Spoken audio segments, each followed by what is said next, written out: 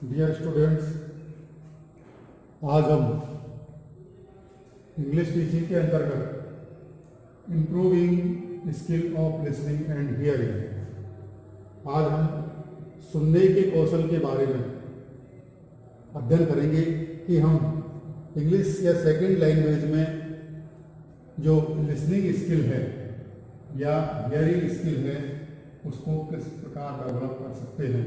बच्चों के अंदर हम उनको किस प्रकार से हम इंटरेस्ट पैदा कर सकते हैं, इसके बारे में आज हम अध्ययन करेंगे। सबसे पहले बच्चों में यदि हमको इंग्लिश भाषा के प्रति इंटरेस्ट पैदा करना है, इसके प्रति हमें लगाव पैदा करना है, तो हमें इन छोटी छोटी बातों का ध्यान रखना है। पहले number 1 simple sound. Simple sound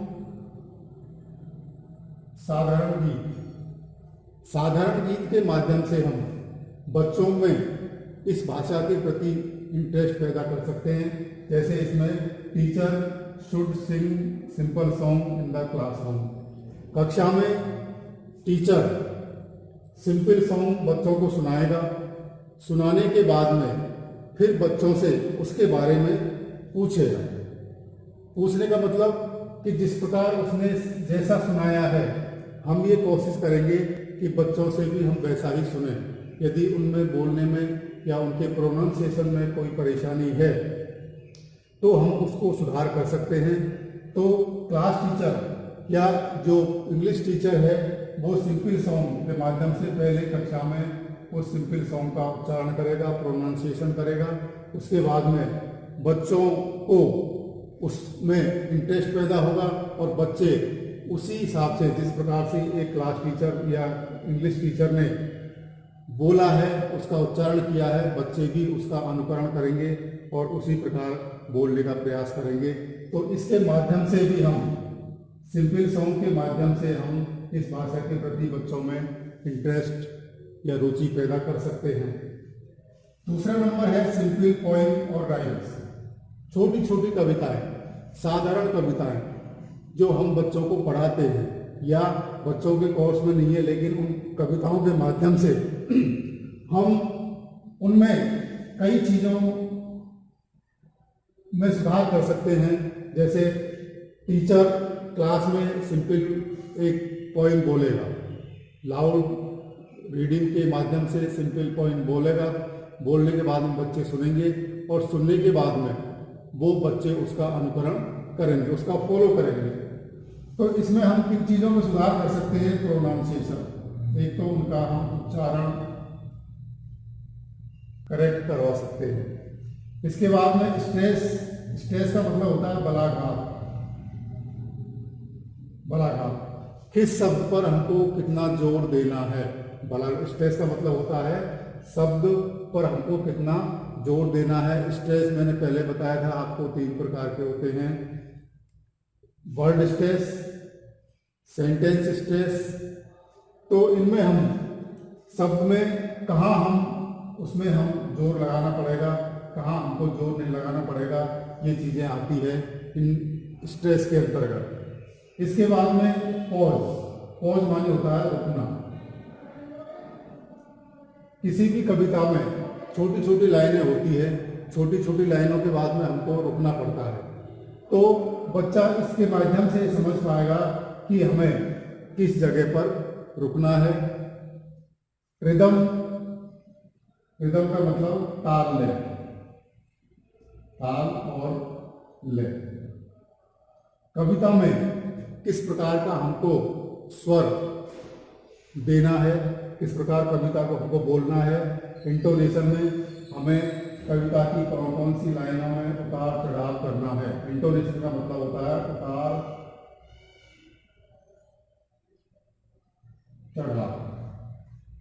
तो सिंपल पोएम के माध्यम से हम बच्चों के अंदर उनका प्रोनाउंसिएशन ठीक कर सकते हैं, स्ट्रेस को समझा सकते हैं, पॉज कहाँ रुकना है, रिदम ताल कैसी हमको रखनी है, और कविता में किन पंक्तियों में उतार करना है, किन पंक्तियों में हमको चढ़ाना है। इसके बाद में reading by the teacher. Reading by the teacher, model reading. जो लेसन प्लान हम तैयार करते हैं उनमें सबसे पहले मॉडल रीडिंग बच्चों को सुनाते हैं। मॉडल रीडिंग में होता है ये आदर्श वाचन। आदर्श वाचन के माध्यम से पहले हम वही इन्हीं चीज़ों का ध्यान रखेंगे, प्रोनाउंसिएशन, स्ट्रेस, पॉज, रिदम और इंटोनेशन। ये बहुत महत्वपूर्ण चीज़ें हैं इसके अंतर्गत। हिंदी में तो हमको पता रहता है, लेकिन अंग्रेजी में किन शब्दों पर, किन वाक्यों पर, किन पंक्तियों पर हमको उतार चढ़ाव करना है, रुकना है, ताल ले करनी है। तो मॉडल रीडिंग के अंतर्गत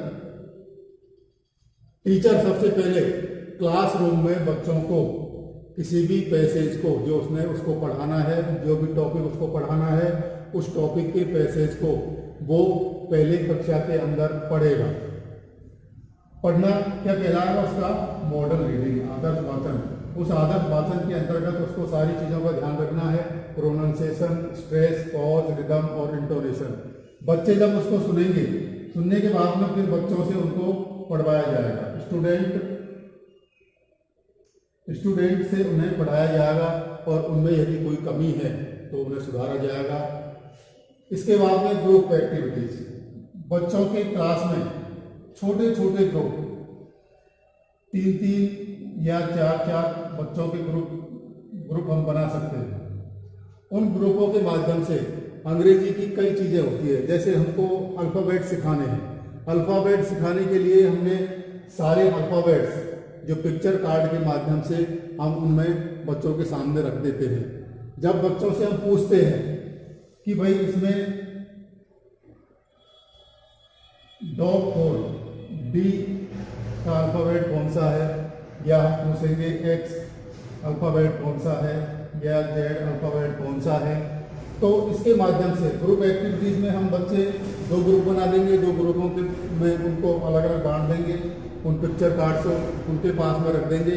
एक ग्रुप से पूछेंगे भाई इसमें से आप डी फॉर डॉग, तो डी अल्फ़ाबेट कौन सा है, तो बच्चे उसमें से छांटेंगे। छांटने के बाद में वो आपको बताएंगे कि डी अल्फ़ाबेट ये है। तो इसी प्रकार सभी अल्फ़ाबेटों को हम इसके माध्यम से, ग्रुप एक्टिविटीज़ के माध्यम से बच्चों को सिखा सकते हैं। लैंग्वेज गेम, भाषाई खेल,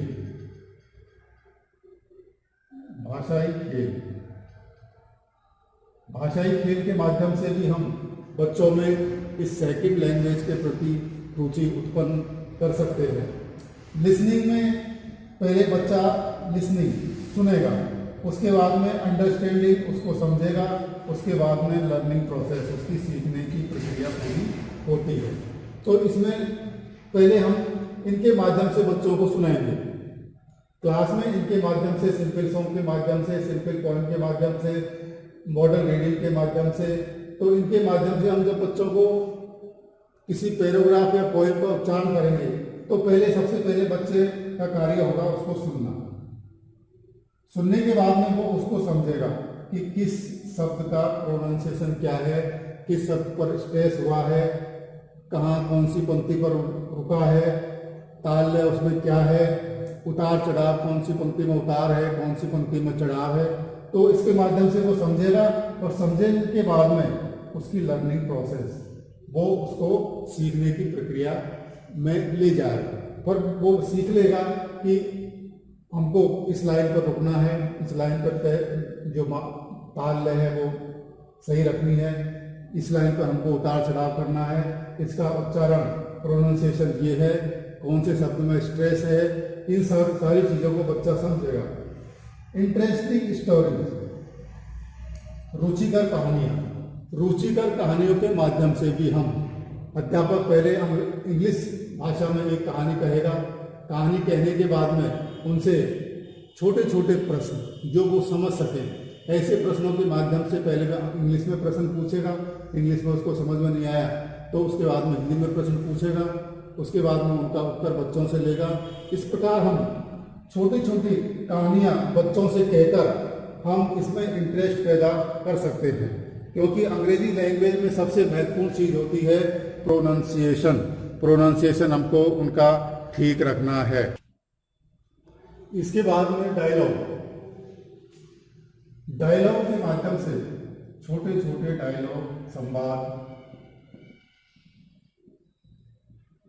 जैसे खड़े होने के लिए, बैठने के लिए, अपने पास बुलाने के लिए, अपने पास से दूर भेजने के लिए, छोटे छोटे डायलॉग के माध्यम से हम इस भाषा के प्रति बच्चों में रुचि पैदा कर सकते हैं। इसके बाद में डिस्कशन। कोई भी टॉपिक हमने बच्चों को दे दिया, बच्चों को टॉपिक देने के बाद में उसमें उसके एडवांटेज और डिसएडवांटेज, दो ग्रुप बना दिए हमने बच्चों के, दो ग्रुप बना दिए। दो ग्रुप बनाने के बाद में हम बच्चों से किसी भी टॉपिक के ऊपर डिस्कशन करवाते हैं। कुछ बच्चे उसमें हिंदी में जवाब देते हैं, कुछ उसमें टूटी फूटी अंग्रेजी के माध्यम से जवाब देते हैं। तो ग्रुप डिस्कशन से सबसे बड़ा फायदा है कि उनमें जो हेजिटेशन है वो खत्म होता है, उनमें जो शर्म की भावना है या जो शाइनेस है उनकी, वो खत्म होती है। तो ग्रुप डिस्कशन के अंतर्गत बच्चे उस भाषा के प्रति अपना लगाव पैदा करते हैं और धीरे धीरे वो उस भाषा को सीखते हैं। जैसे नमस्ते कहना है, गुड मॉर्निंग है, या बाहर जाना है, अंदर आना है, दरवाज़ा खोलना है, दरवाज़ा बंद करना है। तो इस प्रकार के छोटे छोटे डिस्कशन या डायलॉग के माध्यम से हम बच्चों में उसमें डिबेट पैदा कर सकते हैं। डिबेट का मतलब गुण और दोष, किसी भी टॉपिक के ऊपर बच्चों में अच्छाइयाँ या उसकी बुराइयाँ, अच्छाई या बुराई। डिबेट्स के अंतर्गत एक टॉपिक दे दिया जाता है, उस टॉपिक में हम बच्चों से पूछते हैं कि इसके लाभ क्या हैं, इसके दोष क्या हैं। उसके माध्यम से हम बच्चों में इसके प्रति उनमें इंटरेस्ट और रुचि पैदा कर सकते हैं। छोटे छोटे ड्रामा, नाटक बच्चों को दे दिया, प्ले लिख के दे दिया, या प्ले शॉर्ट प्ले के माध्यम से भी हम बच्चों को एक छोटा सा नाटक, अलग अलग पात्र बना दिए। पात्र बनाने के बाद में उनको छोटे छोटे अंग्रेजी के शब्द दे दिए कि आपको इसमें ये बोलना है, आपको इसमें ये बोलना है। और बच्चों को इसके माध्यम से हम उनका हेजिटेशन और अंग्रेजी भाषा के प्रति जो उनकी अरुचि है उसको हम खत्म कर सकते हैं। तो ये कई माध्यम हैं जिनके द्वारा हम बच्चों में लिसनिंग स्किल और हियरिंग स्किल को हम डेवलप कर सकते हैं। क्योंकि जब तक बच्चा सुनेगा नहीं, क्योंकि जो 4 आपकी बेसिक स्किल हैं वो है LSRW। तो कहने का मतलब लिसनिंग, सबसे पहले सुनना। यदि बच्चे ने किसी भी शब्द को या किसी भी चीज को ध्यान से सुन लिया तो उसे इसमें परेशानी नहीं आएगी। कहने का मतलब स्पीकिंग में परेशानी नहीं आएगी। यदि ध्यान से सुन लिया तो वो उस चीज को बोलने में, स्पीकिंग में उसको कोई परेशानी नहीं आएगी। इसके बाद में रीडिंग, किसी भी पैसेज या लाइन को उसने ध्यान से पढ़ लिया तो उसे इसमें परेशानी नहीं आएगी। राइटिंग, लिखने में कोई परेशानी नहीं आएगी। तो रीडिंग के माध्यम से वो मौन वाचन भी कर सकता है, साइलेंट रीडिंग भी उसमें होती है। साइलेंट रीडिंग के माध्यम से या लाउड रीडिंग के माध्यम से भी बच्चे उसको सीखते हैं और रीडिंग के माध्यम से उस सीखी चीज को बाहर निकालते हैं। तो कहने का मतलब एल ये रिसेप्टिव, आर ये रिसेप्टिव, इन दोनों के माध्यम से बच्चा किसी भी चीज को अपने अंदर ग्रहण करता है। और स्पीकिंग और राइटिंग के माध्यम से प्रोडक्टिव का मतलब अपने अंदर जो चीज उसने ली है, उसने जो सुना है उसको स्पीकिंग के माध्यम से बाहर निकालेगा।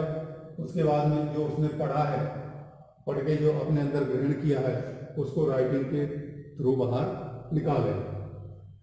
इस स्किल को डेवलप करने के लिए कई चीजें होती है। ग्रामोफोन एक ऐसी मशीन होती है जिसमें एक बड़ा सा रिकॉर्ड होता है, जिसमें कोई भी टॉपिक रिकॉर्ड किया जाता है। पहले रिकॉर्ड करने के बाद में एक छोटा सा उसका वो स्पीकर होता है। स्पीकर के माध्यम से उसमें उस रिकॉर्ड को, एक गोल रिकॉर्ड होती है, गोल रिकॉर्ड को उसमें जो टॉपिक है वो रिकॉर्ड किया जाता है। रिकॉर्ड करने के बाद में उसको हम ग्रामोफोन के माध्यम से उस रिकॉर्ड की हुई चीज़ को बच्चों को सुना सकते हैं। टेप रिकॉर्डर में भी हम कई टॉपिक, कई प्रोनाउंसिएशन, कई चीज़ें उसमें हम रिकॉर्ड करते हैं। पहले रिकॉर्ड करने के बाद में फिर उनको हम बच्चों के सामने सुनाते हैं और सुनाने के बाद में बच्चों से उनके बारे में हम पूछते हैं। रेडियो, आजकल रेडियो पर भी कई ऐसे कार्यक्रम शुरू किए गए हैं जो बच्चों के लिए उपयोगी है, ज्ञानवर्धक है।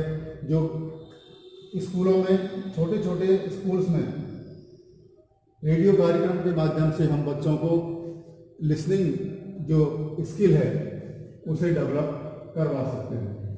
टेलीविज़न में दो ये चीज़ें हैं, केवल लिसनिंग के काम आती है। टेप रिकॉर्डर को हम सुन सकते हैं, रेडियो को भी हम सुन सकते हैं। तो लिसनिंग में केवल इनमें सुनना होता है, केवल हम सुन सकते हैं। ये ऐसे टीचिंग एड्स है जिनसे हम केवल बातों को सुन सकते हैं। इसके बाद में टेलीविज़न है। टेलीविज़न में दोनों है, ऑडियो और विजुअल। कहने का मतलब टेलीविज़न के माध्यम से भी कई प्रोग्राम टेलीविज़न में आजकल प्रसारित किए जाते हैं। सब सब्जेक्ट के कार्यक्रम प्रसारित किए जाते हैं। उनको हम बच्चों को दिखाकर उनमें लिसनिंग जो स्किल है उसको डेवलप करते हैं। टेलीविज़न में हम दोनों चीज़ें एक साथ कर सकते हैं, देख भी सकते हैं और सुन भी सकते हैं। तो कहने का मतलब देखी हुई चीज़ और सुनी हुई चीज़ ज़्यादा देर तक याद रहती है या बच्चों में उसका इम्पैक्ट ज़्यादा पड़ता है। फिल्म्स, छोटी छोटी फिल्म्स आजकल टॉपिक के आधार पर बनाई जाती है। उन फिल्मों के माध्यम से भी हम बच्चों में स्किल डेवलपमेंट या लिसनिंग जो डेवलपमेंट है उसको पूरा कर सकते हैं। तो आज हमें कि हम भाषा सीखने के लिए हमें 4 चीज़ों की ज़रूरत होती है। कोई भी भाषा जब सीखते हैं तो LSRW के माध्यम से हम भाषा को सीखते हैं, क्योंकि पहले हम सुनते हैं, उसके बाद में बोलते हैं, उसके बाद में पढ़ते हैं और उसके बाद में लिखते हैं। तो लिसनिंग यदि आदमी की सही है, यदि सुनने की क्षमता उसकी सही है या वो सही प्रकार से सुन पाता है तो वो आसानी से उसको बोल भी सही प्रकार से देगा और पढ़ भी उसको सही प्रकार से देगा और लिख भी उसको सही प्रकार से देगा। तो इस प्रकार आज किसी भाषा को सुनने की जो स्किल है, सुनने का जो कौशल है, उनमें किन किन चीज़ों का हम उपयोग कर सकते हैं इसके बारे में बताया। अगले टॉपिक में आपको अन्य चीज़ों के बारे में बताएंगे।